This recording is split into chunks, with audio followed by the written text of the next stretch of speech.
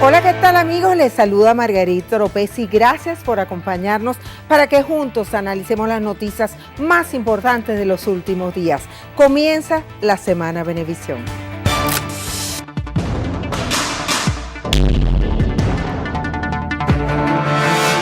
Le garantizamos al pueblo de Carúpano que si ahí hubo violación de los derechos humanos, le quitaron la vida de manera violentando todo lo que está establecido en nuestras leyes, el responsable de esa acción va a pagar con todo el peso de la ley. Esta concentración que ha salido desde la Fiscalía General de la República y que tuvo como destino final llegar hasta la Asamblea Nacional. Nuestras exigencias no han variado nada, siguen siendo las mismas. Los estatiques, la homologación, servicio funerario, HCM, porque para este gobierno parece que el caso nuestro es un gobierno indolente, sordo. Si la oposición quiere salir de mí, que recoja las firmas para el referéndum revocatorio del año 2016 y nos vemos también en elecciones, pues, si ellos recogen las firmas. Y si hay gente en Venezuela que quiera firmar para otro referéndum revocatorio, ¿verdad? Ese es el camino. Qué curioso, ¿no? Esto, por ejemplo, son funcionarios del Consejo Legislativo quemando cauchos. No son todos los funcionarios del Consejo Legislativo, son aquellos que están identificados. El Consejo Legislativo del Estado Miranda, lamentablemente, una mayoría que no representa ahí el sentimiento de nuestro Estado. Solicito de todos ustedes la declaratoria de haber mérito para el enjuiciamiento por vía del procedimiento ordinario a la ciudadana María Mercedes Aranguren, plenamente identificada. 5 años y resulta que dicen que tienen una investigación preliminar. Una investigación que se inició en Monagas hace 5 años, resulta que hoy, previo a una solicitud del señor Maduro para una ley habilitante, se acelera de una forma obvia, grosera, bárbara.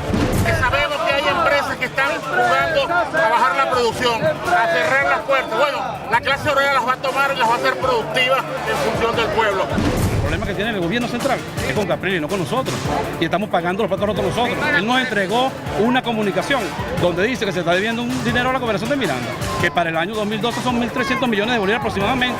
El déficit de este año son 1.600 y el techo presupuestario que nos aprobaron son de 5.900 millones, el cual estamos pidiendo casi 10 millones de dólares. Para comentar los hechos más destacados me acompañan los colegas Miguel González Mele, conductor del programa Tuitmómetro de Noticias 24. Bienvenido, Miguel. Y José Gregorio Nieves, de la organización no gubernamental Periodistas por la Verdad. Gracias por acompañarnos, José Gregorio. Comenzamos. Llegó noviembre y el tema electoral está a flor de piel. Que si las municipales van, que si hay planes para aplazar los comicios, acusaciones de parte y parte. El presidente Maduro afirmó que será candidato en el 2019 y denunció que la derecha se prepara para incendiar a Venezuela el 8 de diciembre en la noche. La oposición responde. Haga lo que haga la derecha, el 8 de diciembre de elecciones. Vamos a medirnos, vamos que el pueblo decida. Haga lo que haga la derecha, vamos a elecciones. Así sea sin luz. Por eso es importante que ninguna persona, por más poder que sienta que tiene en el Consejo Nacional Electoral, pueda meter su mano para distraer la fecha, para mover la fecha, por miedo a ser destinatario de una gran derrota electoral como la que va a proponer el pueblo de Caracas, estos personajes que le han dado la espalda a la ciudadanía. Estamos contando los días para el 8 de diciembre, para que se ejerza esa fuerza ciudadana que no solamente quiere estos hombres y mujeres como alcaldes, sino que entendemos que vamos a lograr un cambio de gobierno y un cambio de valores en Venezuela. La campaña electoral se inicia justo el 16 de noviembre. ¿Cómo visualizan ustedes el panorama cuando ya iniciando el mes de noviembre vemos acusaciones de parte y parte, pero sobre todo las afirmaciones del presidente Nicolás Maduro de que dice llueva, truene o relampaguee, las elecciones van el 8 de diciembre y dice que la oposición no está dispuesta a reconocer los resultados? José Gregorio. Bueno, Margarita, gracias nuevamente por estar en tu programa. Y sin duda que nosotros tenemos ya una cultura de elecciones electorales. Nuestro país quizás es uno de los países del mundo donde ya lo electoral ya es rutina, y esto no cabe la menor duda de que el 8 de diciembre va a ser una gran fiesta nacional de elecciones, porque qué ansiedad hay, qué sensación hay en el país, en todo el país, de que pueblos, poblaciones, ciudades vayan a elegir a sus candidatos que lo ven todos los días pasar por frente de su casa, que se han ganado el cariño, el prestigio, la reputación de ser los líderes que necesitan estar en sus respectivos consejos municipales y en la alcaldía, asumiendo el poder como alcalde, ese alcalde que tiene que ser el hacedor, el gran jefe de condominio, que junto con una cámara haga leyes y haga ordenanzas que hablen de la gente y que se identifiquen con la gente y que le respondan a la gente ante las necesidades que sienten unos y otros, porque todos somos vecinos. Así pues que esa cultura electoral yo no creo que la pueda empañar nadie, con violencia, con ningún tipo de desviaciones que no sean otra que todos encontrarnos todos los vecinos en la cola y poder decirnos cada uno y respetarnos las decisiones que cada uno podamos tener para elegir a nuestros líderes locales, que son en definitiva los con los que compartimos las tristezas y las alegrías. Miguel, Ramón Guillermo Aveledo de la Mesa de la Unidad ha manifestado que el gobierno está buscando excusas para suspender las elecciones. ¿Qué piensas tú de estas afirmaciones? Yo creo que por primera vez vemos a una oposición y al gobierno compitiendo en igualdad de condiciones, se pudiera decir poblacionalmente, sin entrar en otros detalles, pero por eso es que vemos a la oposición llevando el tema electoral por primera vez, una elección local o regional, llevándolo a un tema nacional. Si uno ve las elecciones del año 2008 y va un poco más atrás, hacia el 2004, la oposición siempre trataba de sacar el liderazgo del presidente Chávez para llevarlo al problema local, y con triunfos en algunas partes, con derrotas en otras, en muchas otras, pero por primera vez vemos a la oposición tratando de llevar esta vez el problema nacional al problema local, y como dice José Gregorio, desde el gobierno la cosa pareciera no ir por ese mismo camino, sino más bien llevándolo al tema local, que es lo que le interesa al gobierno, para evitar que la gente vaya a utilizar las elecciones como un voto castigo por la situación económica que, tenga las razones que tenga, nos está golpeando a todos los venezolanos de una manera bastante dura. Y por el otro lado, yo creo que el hecho de que estemos hablando de que si se suspenden las elecciones, si no se suspenden las elecciones, si se reconocen resultados, si no se reconocen, es ya algo tan común como ir a elecciones en Venezuela. Si uno hace retrospectiva por ejemplo, con José Vicente Rangel en sus columnas, en sus programas, siempre ha estado hablando prácticamente de que no se van a reconocer los resultados. El presidente Chávez lo decía mucho, se dijo antes del 14 de abril, se dijo antes del 7 de octubre, y afortunadamente nunca pasa más allá del derecho a pataleo que puedan tener unos u otros, pues, pero no. Yo creo, Miguel, agregándole un poco a lo que estás diciendo tú, yo creo que esto es no estoy convencido, como la mayoría de los venezolanos, y así lo indican las encuestas. Las encuestas de opinión dicen que el 80-90% de la gente quiere realmente que aquellos que se han ganado su respeto lleguen a los consejos comunales, los consejos municipales, que tienen casi 10 años que no se renuevan.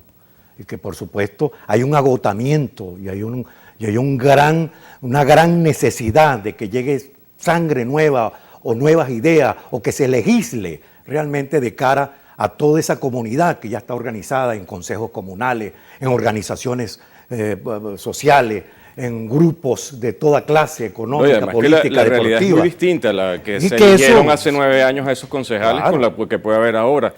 Lo único es que no puedes dejar por fuera el tema nacional así sientas que de verdad es una elección completamente local. O sea, el hecho de que estés eligiendo a tu alcalde y a tus concejales es el hecho cierto, pues tú al final no puedes ir a votar a favor o en contra de alguien si el que vas a elegir es alguien que no va a reunir los requisitos ni las competencias para eso, pero no puedes dejar por fuera el tema nacional porque es una manera de expresar la gente tanto de apoyo como rechazo en este caso. Que no puede ser plebiscitario, no puede convertirse en un evento electoral genuino porque es el de las bases, no se puede convertir en un plebiscito, como es lo que está tratando de hacer la oposición, o tratando de jugar a esa matriz, o colocarla ese día tan bonito que es el Día de los Vecinos, reunirse para elegir a sus autoridades. Porque ahí está el referéndum revocatorio, que es que ahí está la Constitución que lo establece. Ahora, por supuesto, es bonito, es contundente porque es el mensaje, la dirección que le quiere dar la comunidad a los destinos de su municipio, a los destinos de su comunidad, a los destinos del barrio, a los destinos de los problemas que tienen que superarse con el concurso y las ideas de esa discusión en casa, porque esa es la discusión. Por supuesto, pero el hecho de, y poniendo escenarios hipotéticos, que la oposición lograra vencer a Jorge Rodríguez en el municipio Libertador aquí en Caracas, significaría una gran derrota para el chavismo, al mismo caso que Ernesto Villegas lograra derrotar a Antonio Ledesma en la alcaldía metropolitana, lograran derrotar a Belín Trejo en Maracaibo o a Carlos Ocarí. Sería un gran triunfo del gobierno que sería llevado al tema nacional. Así, pongamos un ejemplo, en Maracaibo los zulianos estén evaluando el problema de la basura, o aquí en Caracas estén evaluando otro tipo de cosas. Pues, vamos a ver informaciones complementarias a este tema que estamos desarrollando, y es que el cronograma electoral sigue en marcha. El CNE se reunió con la Fuerza Armada Nacional Bolivariana. Ojo pelado. Estamos, por supuesto, tomando todas las medidas de seguridad que hemos tomado para todos los procesos electorales y otras que hemos venido reforzando. Eso lo estamos reforzando la seguridad en las oficinas regionales, en las juntas municipales, y por supuesto, debido a las experiencias que hemos tenido en otros procesos electorales, también estamos categorizando, identificando dónde pudiéramos tener nosotros algún tipo de, preparándonos a algún tipo de inconveniente. La Fuerza Armada va a poner toda su plataforma logística, y la misión, repito, de nuestra Fuerza Armada no es otra sino mantener la paz, preservar la seguridad de los electores y las electores, y además custodiar todo el material y demás instrumentos electorales del Consejo Nacional Electoral. Así porque nuestra estrategia es la paz. Nosotros vamos a salir a los centros de votación con nuestro fusil en nuestras manos.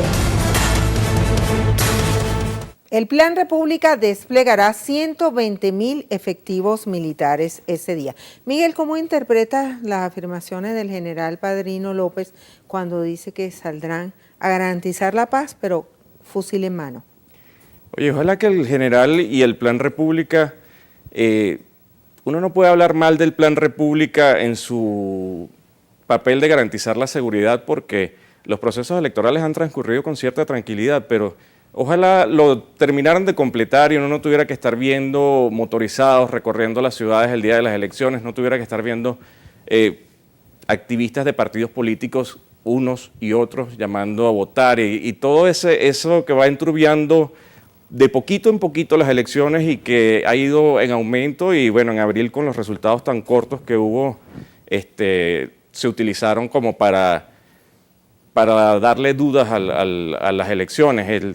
El hecho de que la Fuerza Armada cumpla cabalmente con su rol y que la gente tenga confianza en los militares, en esos militares que están en los centros, que no tienen a veces mucho que ver con ciertas posiciones que asumen algunos generales que parecieran estar yéndose hacia un lado o hacia otro.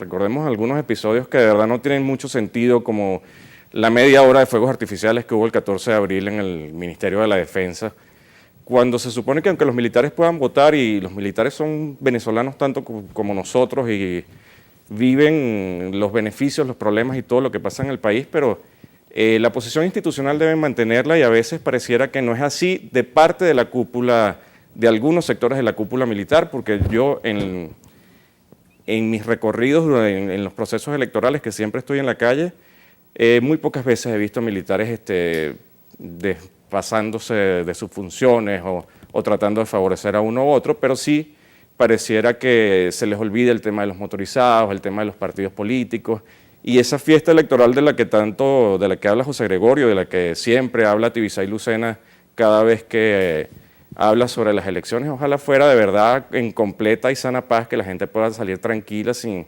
estar sintiendo amedrentamiento de ningún tipo, ni estar pendiente de que va a venir alguien a molestarte en la cola o no. José Gregorio, ¿cómo ves tú la actuación del Plan República, de los objetivos militares, las declaraciones del general Padrino Margarita, López? Miguel, ese es el mismo guión de siempre. Ellos están garantes de la paz y si algo se ha fortalecido es la relación cívico-militar por el comportamiento cívico que se ve durante el proceso eleccionario. El trabajo periodístico cada vez tiene menos problemas en realizarse porque ya hay una comunicación y ya como que ya nos respetamos, militares con civiles. Yo voto y ejerzo mi derecho cumpliendo pues todos unos requisitos que todos hemos venido cumpliendo.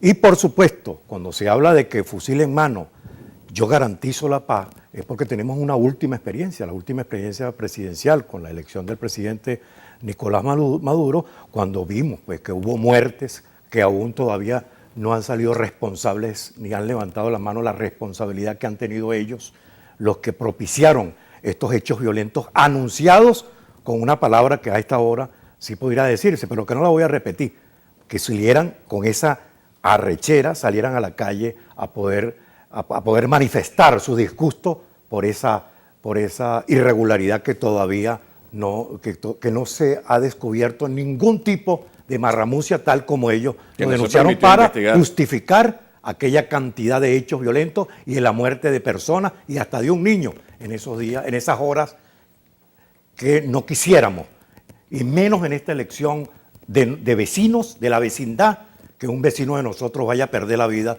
por el hecho de que haya sido llevado como carne de cañón para que lo fusilen o para que lo maten despiadadamente por poder celebrar un triunfo electoral o reclamar el triunfo electoral. Vamos a la pausa, nos pueden escribir y ofrecer sus opiniones y sugerencias. Al regreso, el 99.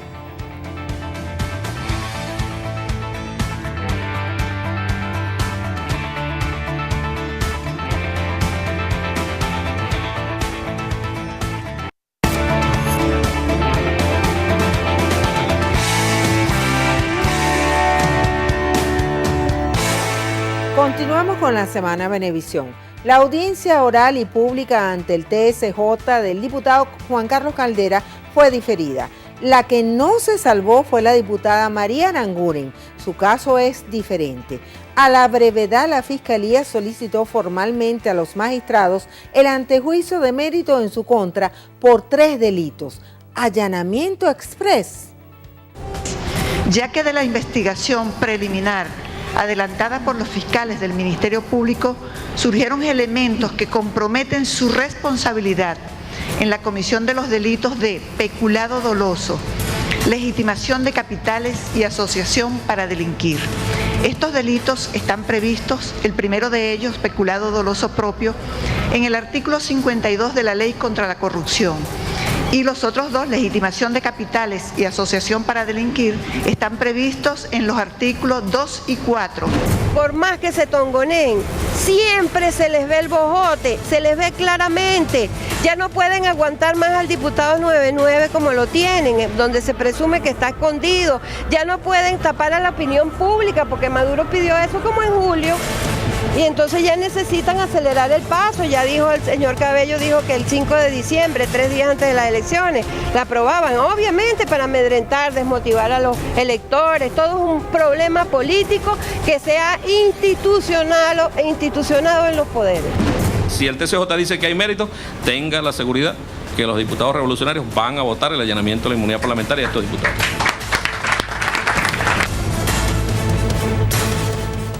La Sala Plena del Tribunal Supremo de Justicia tiene hasta 30 días para dar su veredicto. Sin embargo, todo parece indicar que esto va a ser más rápido.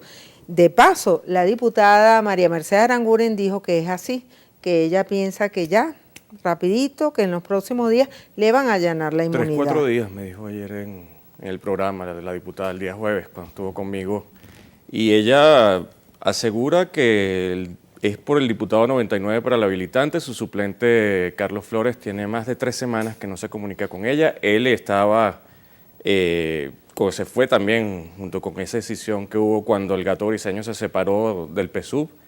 Y él ella utilizaba una frase en el programa que me decía que si van a tener el diputado 99 no van a tener un diputado que crea en el proyecto en el proceso. o en el proceso, porque es alguien que está muy desencantado, que salió del PSUV no siguiendo tanto al gato, sino desencantado de lo que estaba viviendo, una persona que ha tenido problemas, le invadieron su finca allá en el estado Monagas y ciertos problemas que al final ellos no entienden mucho cuál pudiera haber sido una negociación, si es que hay una negociación, porque el diputado Flores no ha aparecido y son todas especulaciones las que hay respecto a su nombre, pero todo pareciera que esta próxima semana ya debe haber algún veredicto de la sala plena y tal como fue el caso de Richard Mardo, un allanamiento inmediato sin nombrar la comisión que deberían nombrar para estudiar el caso, sino en la misma plenaria de una vez se le allana la inmunidad a la diputada.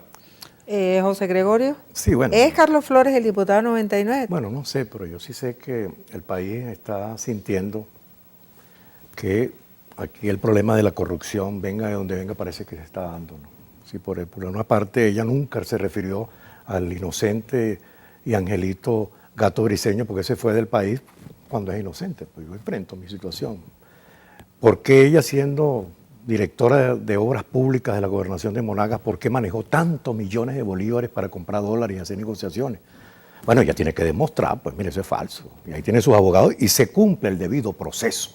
Se está cumpliendo el debido proceso y mientras se cumpla con el proceso y el debido proceso, pues todos los venezolanos nos tenemos que sentir tranquilos en relación a eso. Que se esté tocando a grandes de la corrupción, pues eso también lo está esperando el país. Que en esto, hace pocas horas, el ministro de Relaciones Interiores, Miguel Rodríguez Torres, acaba de decir que el expresidente de Fontur y exdirector del trolebús o del metrobús de allá de Mérida es un soberano corrupto que tiene que estar encarcelado y que tiene que detenerse. Entonces el país debe sentir también en esta proximidad de un hecho electoral y la proximidad de una Navidad que el tema de la corrupción está tomando cuerpo. ¿Y el tema del habilitante? Está tomando cuerpo. El tema de la corrupción es un reclamo a gritos del país. Era un vendaval, era un torrencial aguacero en las encuestas pidiendo que se comenzara a investigar a soberanos corruptos amarillos y rojitos que andan por el país como que si no pasara nada. Hediondos de corrupción. Miguel, vamos a ver. Disculpa, la pregunta respecto a la diputada es porque si estas son unas denuncias del año 2008. Todas empezaron con el síndico, han pasado 5 años, con el director de Hacienda de la alcaldía de Monagas, y la pregunta es cómo la diputada fue electa en las planchas del PSUV o por la tarjeta del PSUV diputada si ya tenía estas denuncias en su contra y nadie sabe, o lo que crea suspicacia es por qué sale esto en julio, agosto, ya después de la petición del habilitante.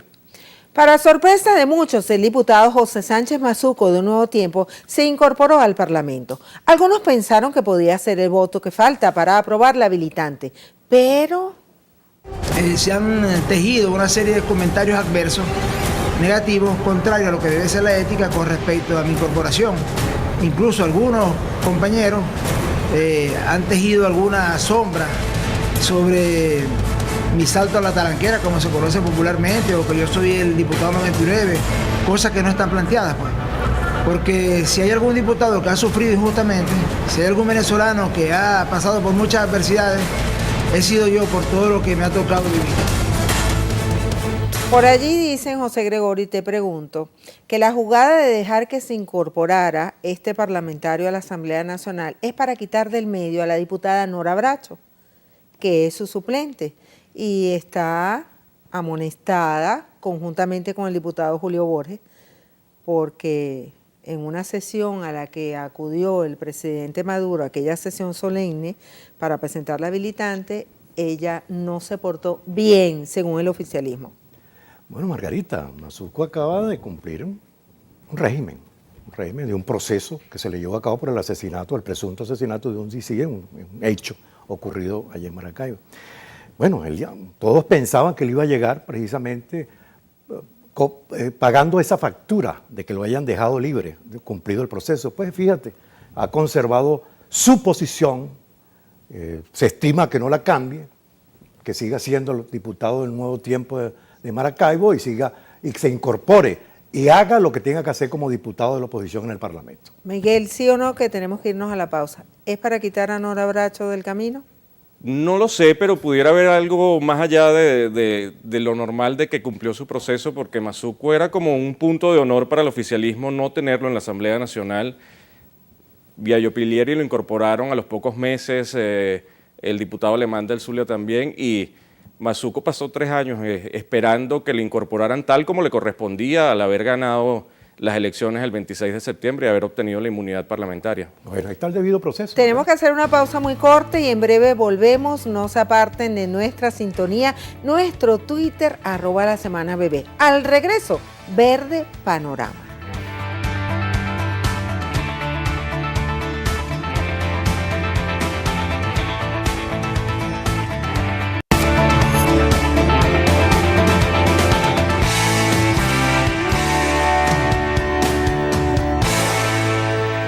Esto es la Semana Venevisión. 48 órdenes de captura se libraron contra personas por irregularidades con remesas de Cadivi. El ministro Rodríguez Torres presentó varios casos de estafas con dólares oficiales. En lo que hemos revisado hasta ahorita de este ciudadano hemos detectado 762 expedientes de remesas, que a veces de una, de dos o de 3 personas por grupos familiares, $300 cada uno. Nosotros recibimos una información de inteligencia de que estos equipos médicos venían, uno eran equipos muy viejos y son importados como equipos nuevos, son remanufacturados, pero cuando los facturan sí le ponen los precios de equipos de última tecnología, y otros venían solamente la carcasa del equipo. En este caso, la estafa, calculamos, está por un orden de los $60 millones. Y tenemos 31 expedientes abiertos en Cadivi por esto, para personas que se dedican a estafar por la vía del deporte. Fíjense que son 53 los solicitados por estafas con dólares. El expresidente de Fontur, Miguel Rojas, tiene orden de captura y 48 por remesas en dólares enviados al Líbano. Miguel, ¿esto es un indicativo de que el gobierno está atacando la corrupción? Yo creo que es un indicativo de que al gobierno el problema se le salió de las manos. El tema del control cambiario siempre ha traído corrupción históricamente, y esta vez, este año, con el diferencial que hay entre el dólar paralelo y el dólar oficial, se ha extrapolado una cosa de una manera bárbara. Y más de $300 mil millones, decía el ministro Giordani, que se habían ido en empresas de maletín. Y yo creo que ya el gobierno tenía que tomar medidas, porque el tema de Cadivi, el tema del dólar, está acabando con las reservas internacionales, y los venezolanos somos los que estamos padeciendo de escasez, de que todo está tomándose todos los precios al precio del dólar, que no se debe nombrar, pero si no se toman las medidas del caso, esto sí va a terminar en un caos más allá del que estamos llegando. Yo creo que ahí el gobierno está tomando un problema por las manos, y esperemos que empiecen a caer de verdad los peces gordos, porque hablar de 48 personas que estaban trabajando con dólares de 300, de 700, o sea, que cuando tú llegas a un volumen muy alto es mucho dinero, pero que nunca va a ser lo que se lleva en las empresas de maletín, nunca va a ser lo que seguramente están ganando muchos funcionarios que están allí aprobando o desaprobando la salida de dólares para recibir alguna que otra comisión. José Gregorio, ¿hay voluntad política del gobierno de enfrentar este problema? Dólares, pero 7.000 personas estafadas por 49, te vas a la magnitud, ¿no? De cuántas tarjetas no fueran pasadas en el exterior para arruinar el país, a cualquier país. Imagínate, ¿quién aguante esa pela con esa actividad, esas choros y choras que acaba de capturar el SEBIN a través, bajo las instrucciones del ministro Rodríguez Torres? Yo creo que la sensación debe ser cada vez más grande, que tenemos que esa viveza criolla convertirla precisamente en un venezolano honesto, que realmente utilice para cuestiones de prosperidad nacional los dólares que le corresponden por ley, pues, por venezolano, porque les tocan, pues, porque eso es las gotas de petróleo que debe ganársele, pero no bajo la actualidad, bajo la cultura del choro, del chorismo, de la viveza, de acabar con la riqueza de un país por mis posiciones personales individualistas y egoístas. El país tiene que cada vez sentir más la sensación de que tenemos que rescatar la autoestima del venezolano a través de su honestidad, de su perfil, de su estudio, de su solidaridad, y no de esta clase de matraca que se ha convertido el CADIV y todos los órganos que se puedan crear para regular la entrega de dólares y que cada quien podamos disfrutar el dólar viajero, el dólar de tarjeta de crédito. Pero se crean organizaciones delictivas.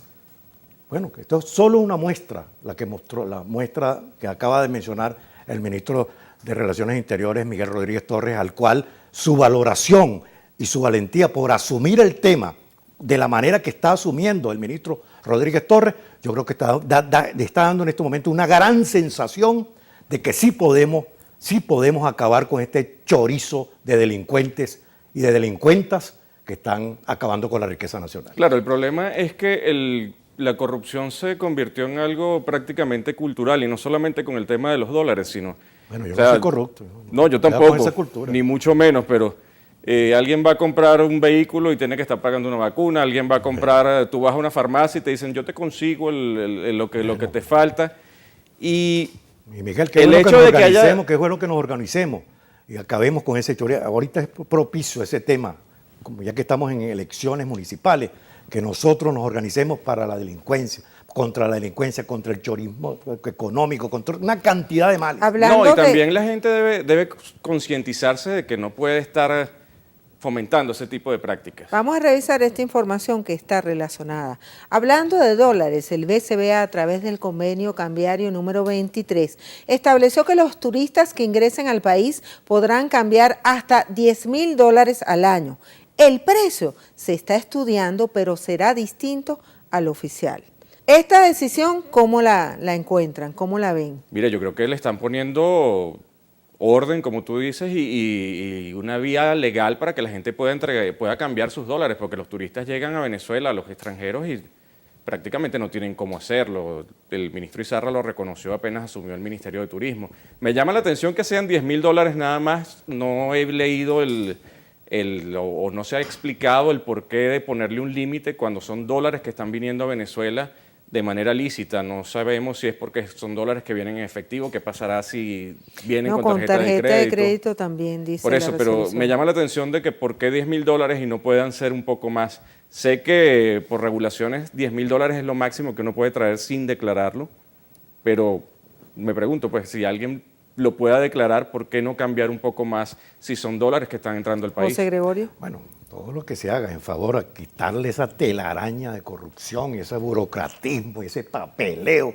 mientras la gente que encuentre la manera, porque la gente es presa fácil de la codicia que tienen algunos por evitarse el burocratismo ese tan bestial que azota a todo aquel que quiera hacer transacciones con dólares, recibir o comprar o traer o no traer. Entonces, si nosotros queremos tener un país chévere, tenemos que también poner chévere la adquisición de dólares y la entrada y la compra de dólares para que todos, sin ese burocratismo y sin esa cantidad de trámite, que es lo que la gente la hace llevarse o tomar el camino desviado y ser presa fácil del corrupto, del choro o de la chora que negocia con su tarjeta de crédito, por ejemplo, eso nos va a traer mucha claridad y mucha tranquilidad a muchos, la mayoría absoluta de venezolanos que somos de la cultura de la honestidad y la cultura de ser honestos con nuestro país. Ahora, ese mecanismo funcionará si dependiendo de la tasa que le pongan al extranjero que va a vender esos dólares, porque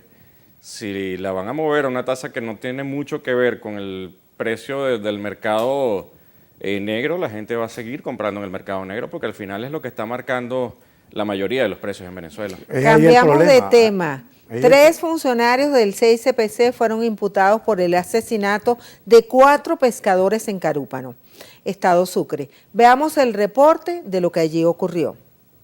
Las víctimas fueron los hermanos Jesús Alberto y José Salazar Rodríguez, de 23 y 26 años, Carlos del Valle Millán, de 53 años, y Giancarlo Zuniaga Moreno, de 21 años. Familiares relataron que fueron interceptados al salir a bordo de 2 motos de una fiesta en el sector Las Azucenas.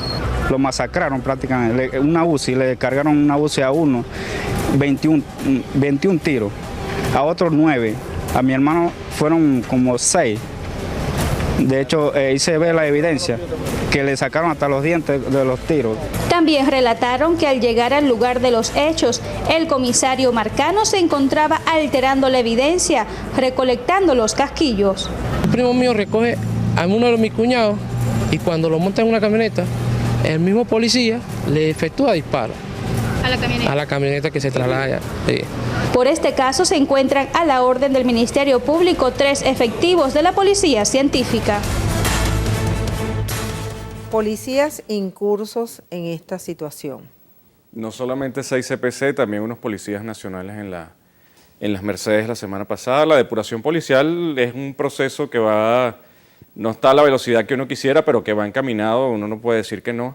Y ojalá se dé lo más rápido posible y no tengan que verse protestas como las que se vieron en Carúpano esta semana, precisamente por la mala actuación del 6CPC en este caso. José Gregorio. Hay que esperar la investigación que está adelantando el 6CPC. El comisario general José Gregorio Serralta ha dicho muy claro y muy conciso de que están investigando, ya están detenidos el comisario y los agentes que están allí, pero parece que hay otras cosas allí que están ocurriendo en el estado Sucre, sobre todo relacionado con el hecho de narcotráfico. Parece que hay cuestiones allí que el comisario José Gregorio Serralta anunció al país. Este hecho, como el hecho que ya hay 2 detenidos del hecho del mesonero que fue asesinado en las Mercedes hace poco, ya el comisario anunció que fueron detenidos 2 personas, o 3 creo personas, incluyendo una dama, implicados en este hecho. Como lo dice Miguel, bueno, está llevándose adelante un proceso de remoralización del 6CPC, que esto se debe traducir en esclarecimiento todos los días de casos tan dantescos como este caso ocurrido allá en ese precioso sitio como es Carúpano. Ahora presentamos la curiosidad de la semana. Un grupo de pescadores de República Dominicana recibieron una inusual visita. Un inmenso pez espada de 350 libras entró repentinamente en su embarcación. Curiosidades en la Semana Venevisión.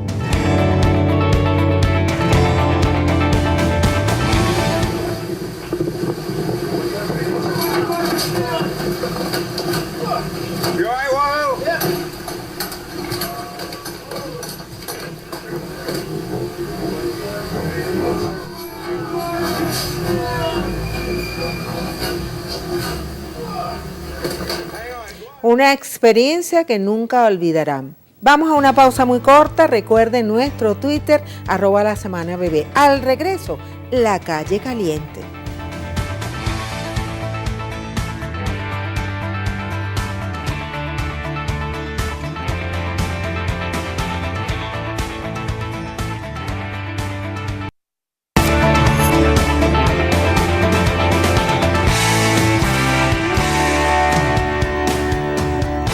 Trabajadores de la Gobernación de Miranda marcharon por sus aguinaldos. Pidieron a la vicepresidencia aprobar créditos adicionales para cubrir las deudas. Ese día Caracas se convirtió en un caos. Fueron cerradas varias vías y hasta quemaron cauchos. El gobierno ataca a Capriles y este se defiende. En estos 5 años, del 2009 al 2013, 19.615 millones de bolívares. 19.615 millones de bolívares, casi 20.000 millones ha administrado este irresponsable y dice que no tiene plata como pagarle a los trabajadores. Entonces, ¿qué quieren ellos? Que los trabajadores de Miranda cobren los aguinaldos ¿cuándo? ¿El año que viene? Entonces es el mismo escenario del año pasado porque hay un proceso electoral y quieren tratar de generar una sensación de caos en el Estado creyendo que con eso van a ganar las elecciones. Ahí está lo que pasó el año pasado, igualito. También marcharon los oficialistas, pero por una razón distinta. Acusan a los empresarios por el desabastecimiento. Hasta el presidente de Indepaves llegó a Fedecámaras. Son los dueños de los supermercados, los dueños de las grandes cadenas de supermercados, quienes nos someten a hacer colas innecesarias, quienes someten al pueblo a una desidia, a lo que es el sufrimiento para comprar sus alimentos. ¿Y por qué Indepaves no controla eso? Sí, nosotros estamos con los fiscales obreros, con la clase trabajadora, combatiendo eso. José Gregorio Capriles dice que es el mismo escenario del año pasado, a las puertas de unas elecciones. Bueno, y él tiene su interpretación, como el resto también lo tendrá. Pues es cierto, pues sería interesante estas elecciones en Miranda, ¿no? Los resultados por estos eventos que se vienen sucediendo tanto de una como de otra parte. Y esto, pues, por supuesto, hace muchísimo más interesante esperar estos días del 8 de diciembre. Y por otra parte, pues, es verdad, pues nosotros los venezolanos sabemos qué pasó con la comida en el 2002, cuando hubo la huelga aquella, pues. Desapareció todo se trancó y todo es parte. Pues. Ya nosotros los venezolanos, sobre todo los que hemos vivido este proceso desde 1999 y lo que ha ocurrido en Venezuela, ¿qué ocurría aquí con la comida del venezolano y cuándo se la quitaron y cuándo se las ponen y cuándo desaparecen y por qué? Ya no, cualquier mesa de venezolanos saben los por qué desaparecen tal y X productos de la mesa, porque 2 semanas después aparecen, 1 semana después, abultados al precio especulativo y realmente brutal como la especulación y la inflación ha venido azotando nuestro país. Y uno de esos factores es precisamente esto, la conducta que siguen teniendo algunos productores y algunos empresarios de la comida para ganar el 300 y el 400% y ganar muchísimo más por abultar los precios día a día. Miguel, es el mismo escenario del año pasado, la denuncia de Capriles. Es un escenario que se repite no solamente en la gobernación de Miranda. Esta semana también hubo protestas de la UNT, del FADES, protestando por lo mismo. Los presupuestos no son calculados como deben y están dependiendo, tanto en gobierno nacional como en gobierno estatal y gobiernos municipales, dependiendo de créditos y créditos adicionales, porque se presupuestan 6 meses nada más de sueldos, no se presupuestan los aumentos salariales y al final termina siendo a discreción del ministerio que pide el crédito adicional a la Comisión de Finanzas. La Comisión de Finanzas lo pasa a la plenaria lo aprueba y lo pasa al Ejecutivo, y de ahí a que se desembolsen siempre va a haber tiempos de protesta y tiempos en los que hay incertidumbre de saber si van a llegar los aguinaldos o no. Es el mismo escenario que se viene repitiendo desde hace mucho tiempo en muchas instancias que no son precisamente la gobernación de Miranda nada más. Así llegamos al final de la Semana Venevisión. Gracias a nuestros invitados y a ustedes por acompañarnos. Recuerden que este programa lo pueden volver a ver este domingo a las 6 de la mañana. Nos despedimos con el cantante mexicano Cristian Castro y su último tema, Así era ella. Disfrútenlo. Desde el cielo a mí llegó una especie de amor que te juro que no conocía, que partió en 2 mi vida, poco a poco iluminó el más oscuro rincón, me abrazaba cada noche fría, de su mano se iba la agonía, yo no supe entregarle ni la mitad del corazón, no sabía lo que yo tenía, no sabía hasta que lo perdía. Era un ángel, era un sol, era un sitio en mi canción,